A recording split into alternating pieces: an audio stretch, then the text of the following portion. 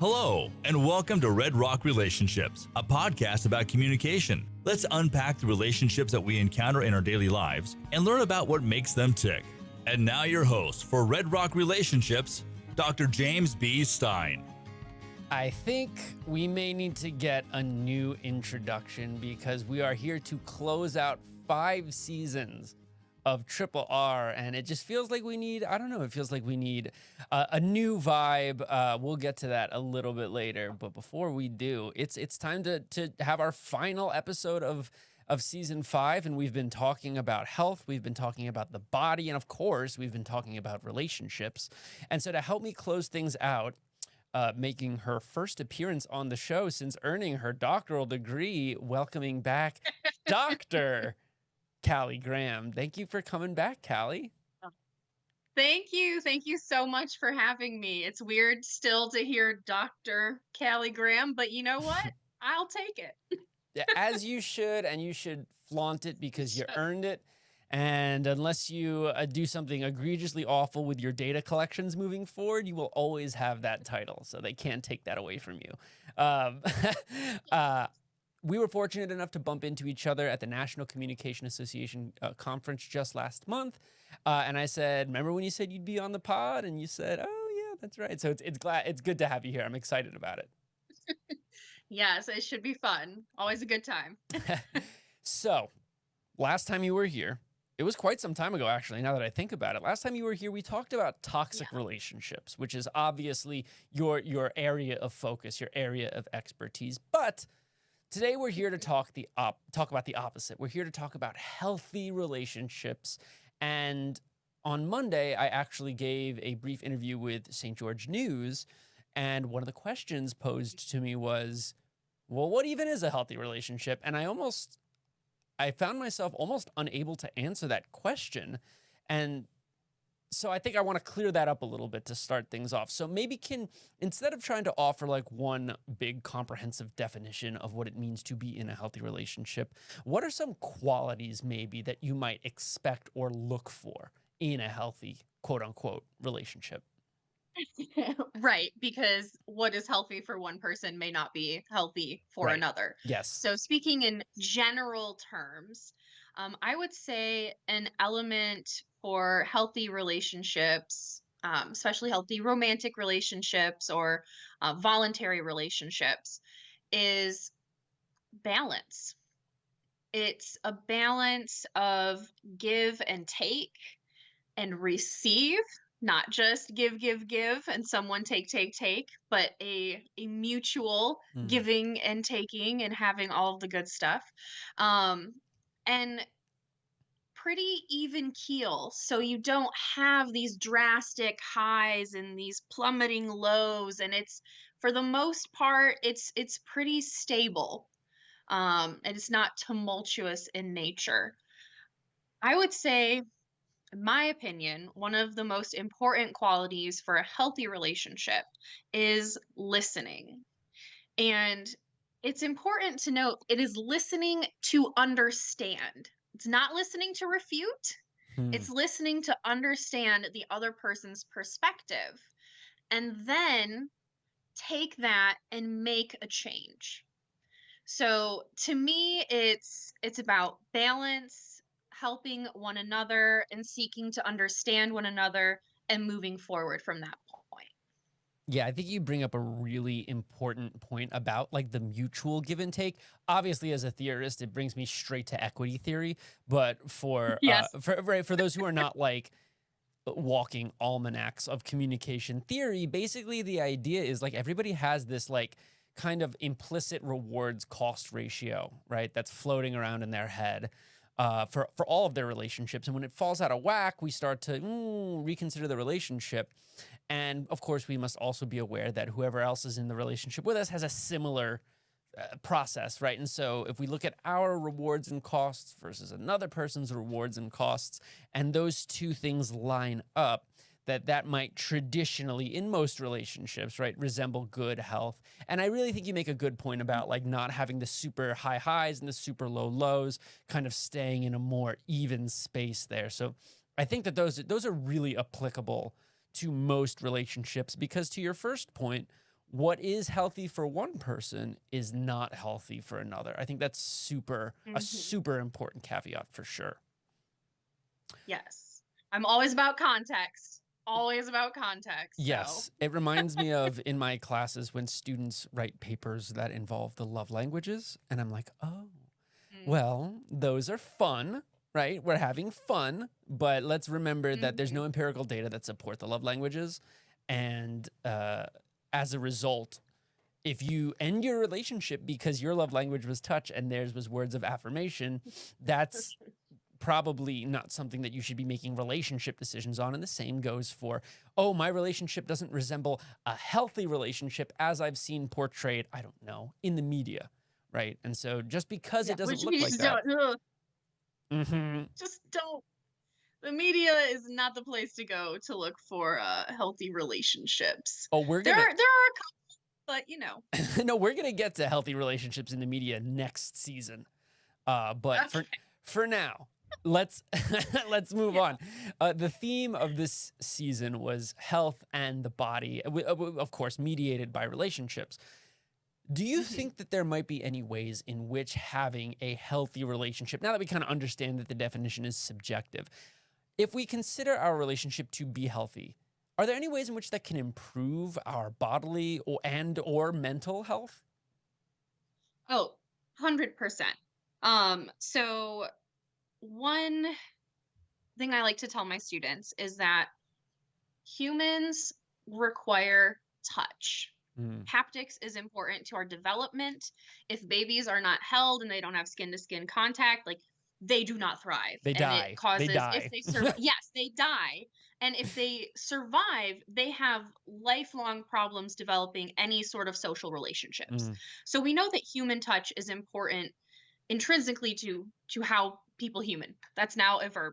Um, but with human touch, and of course this is a gentle caring touch, not a punch to the face, but it can help lower your stress.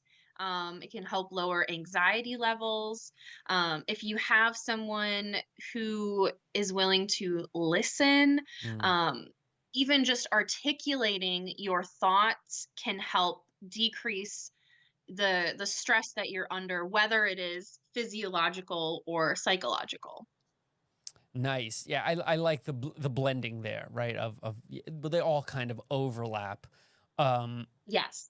yeah. So as I think about the mental health aspect, which is an area that we've really been talking a lot about this Hmm. season, it strikes me that in many ways a relationship can obviously contribute to our mental health in a good way, but it can also be a drag on our mental health. And I think one of the common misconceptions that a lot of people get hitched on is that if their relationship is causing them stress, that it's time to bail, right? Kind of like this idea of, we talked about this when we were going over like toxic relationships, like using that as an excuse to exit a relationship that might not be toxic, but might just require work. So Mm. I'm gonna use that to ever so gracefully transition into my next question, Okay. which is the dangers of a healthy relationship. And so we've talked about some of these like implicit relational dangers, like we talked about the flippant demanding that communication is key without contextualizing it at all, or we talked about body positivity and toxic body positivity with Dr. Hall much earlier on in the semester. So I'm wondering if you can locate for us any of the maybe dangers that are associated when we constantly strive for quote unquote healthy relationships. Like, what are some of those pitfalls that we might subject ourselves to? Right. So it's important to remember that healthy does not mean perfect. Those Mm, are not the same.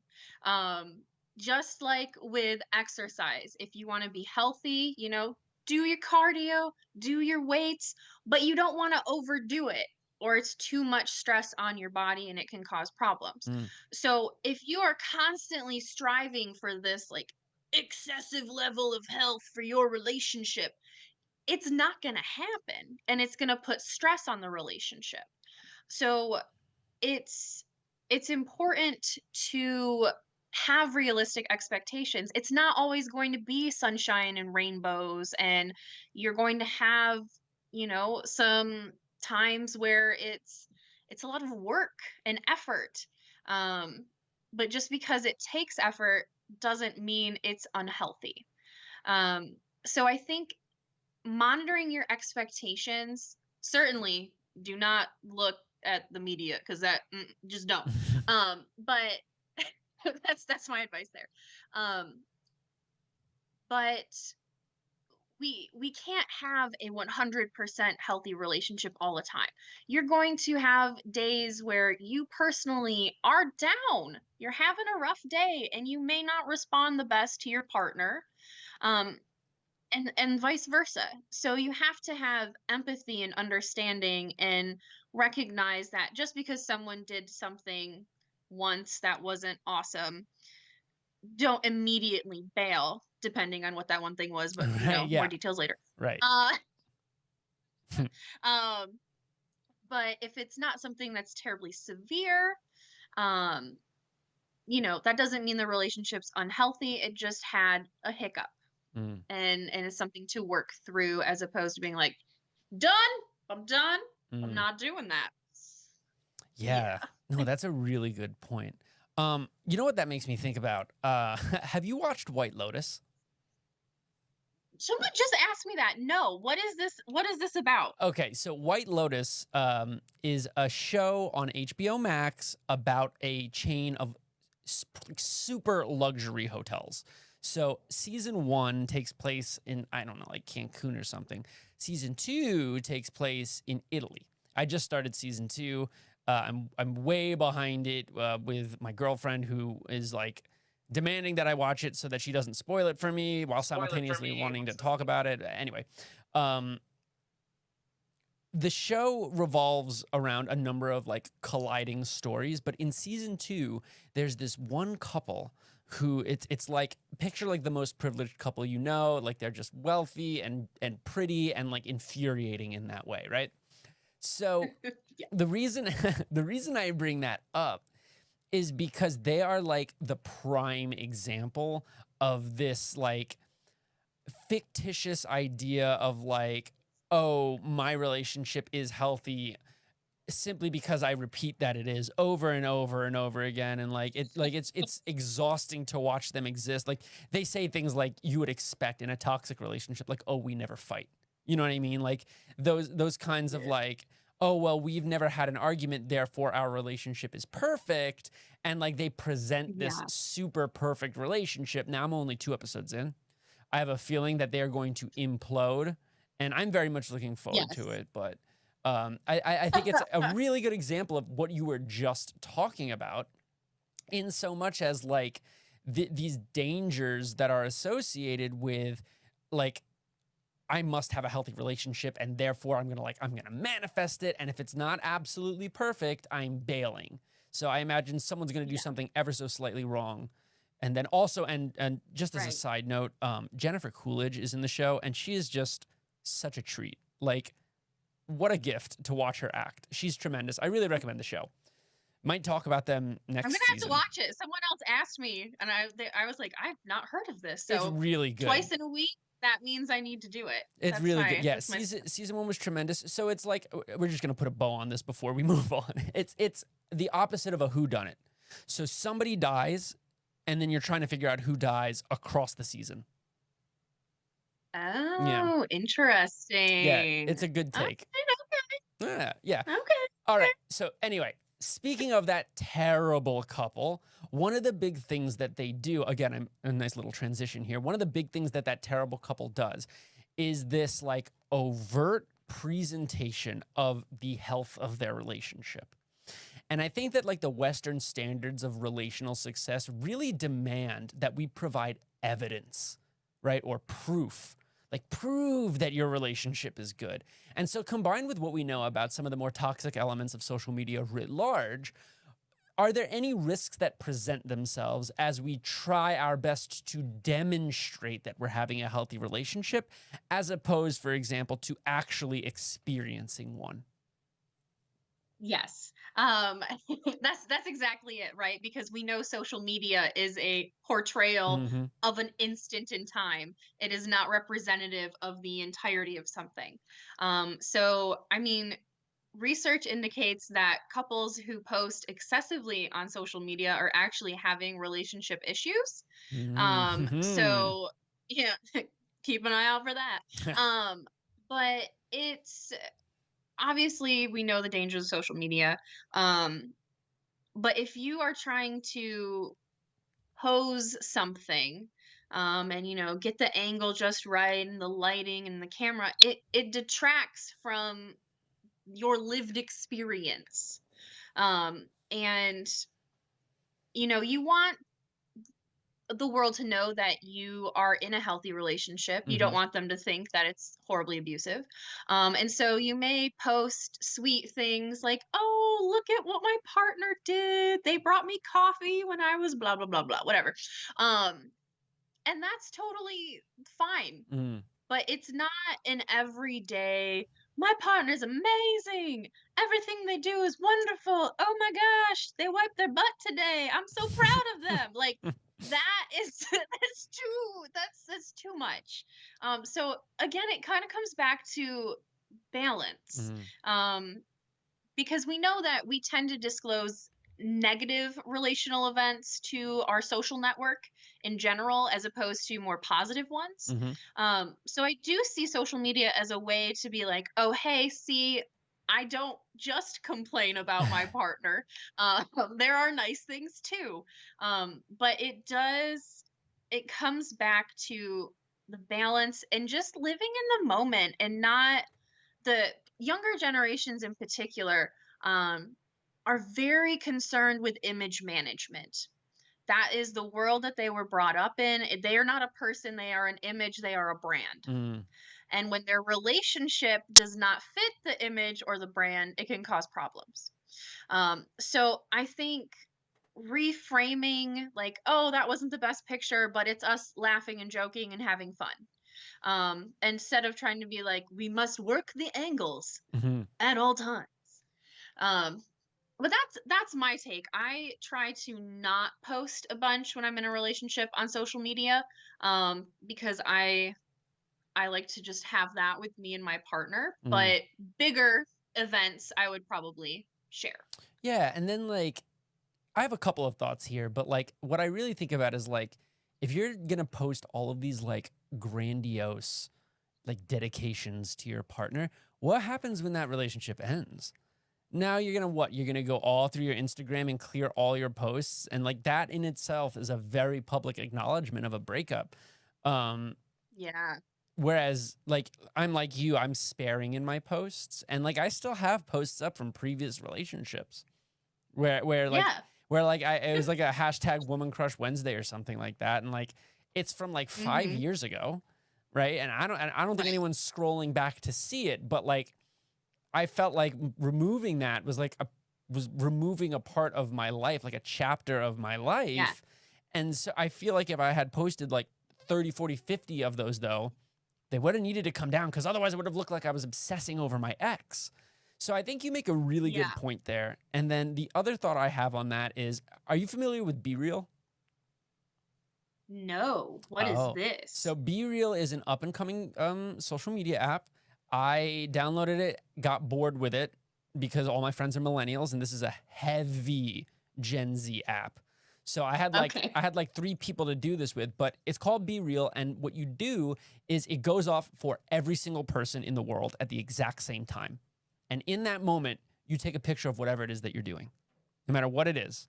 You take a picture of Oh. yourself and what you're looking at. So it takes a two-sided picture and you can redo it, right? You can wait a couple of hours, but it tells people. It'll be like, so James attempted this picture 3 times, or James posted 4.5 hours late. And it is That is like, it's interesting. very interesting. And to me, it feels like an attempt to like ground Gen Z in the moment, kind of like you were talking about. And it seems to be working really well. Like I'll be in the middle of teaching and I'll see like 3 students like all pull out their phone at the exact same time. And then one whispers to another, "Be real." And I'm like, oh yeah, Be Real went off. So it's a little culty in that way, but it's also encouraging people to quite literally be real. I think that it's got a really bright future ahead of it. And now TikTok also has a Be Real feature on it. Yeah. Oh, So yeah, I like that. I know, right? And so That's if we can take like a Be Real, yeah, you talk about health, right? I feel like if we can take this Be Real approach with our relationships, where it's like, yeah, you know what, that wasn't the best picture of us, but I already ate the food, so I'm not going to try and retake a picture of the food, right? Like if we can just accept the fact that photos don't have to be perfect and presentations don't have to be spotless, we can still celebrate our relationships in ways that don't put like this undue pressure on us and force everyone into this like unattainable mode of perfection, you know? And I feel like that's good yeah. for our mental health and for the relationship. Yes. Completely agree. Okay, we have a couple of minutes left. And so for the first time, I think all season, we're going to get to our bonus question. This question.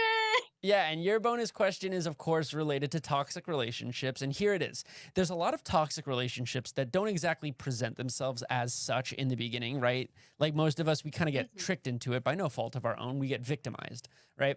So my question is, what are some behaviors that someone might see pop up in a, quote, healthy relationship that might also pop up in a toxic relationship? So I guess I'm asking you for orange flags. Orange flags. Okay. So one element of a healthy relationship is that you still maintain your sense of self, and you are in, and again, this is also a very westernized way of approaching that. I acknowledge that. But you maintain your sense of self. Um and you have a partnership where you go and you do things together, but you also have your own aspects here of identity that you engage with. So whether that is, you know, going swimming 3 times a week, meeting up with your friends once a week, like whatever that is, if your partner keeps trying to pull you away from elements of your identity that really make you who you are, and connections with your social network, that would be an orange flag, if you will, to say, ooh, I need to watch out for this. Are they, are these events just occurring, or like, and not at great times that mismatch with my schedule, or are these being intentionally planned in a way that I am not permitted to see my friends, my family, Ooh, et yeah. cetera, et cetera. And I think that can be Yes. disguised as, oh, well, we're spending so Yes. much time together and we're learning so much about each other. It reminds me of back when I was at Yes. ASU, I was in a relationship, and I was like, I really love that she provides the freedom that I have to do things like hang out with my social network. And then I realized that she was never there for it. And so what I originally perceived as, oh, she's like super open to the idea of like me being autonomous and having agency, it was really, she's not interested in meeting my friends. Right. Right. So Right. that's kind of what you're getting at. Yeah. Like what's good in one moment isn't necessarily several months later. Yes. And at the start of relationships, we do tend to want to spend a lot of time with that person.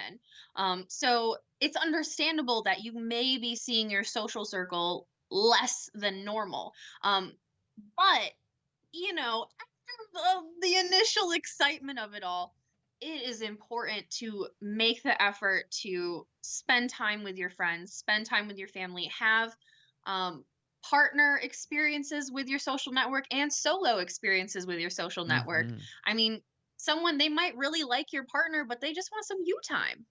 So it's important, again, to have that balance. I'm Yeah. all like, healthy relationships are about balance. Yeah. Well, now you're getting into my Right. area of research. Now you're getting into my dissertation.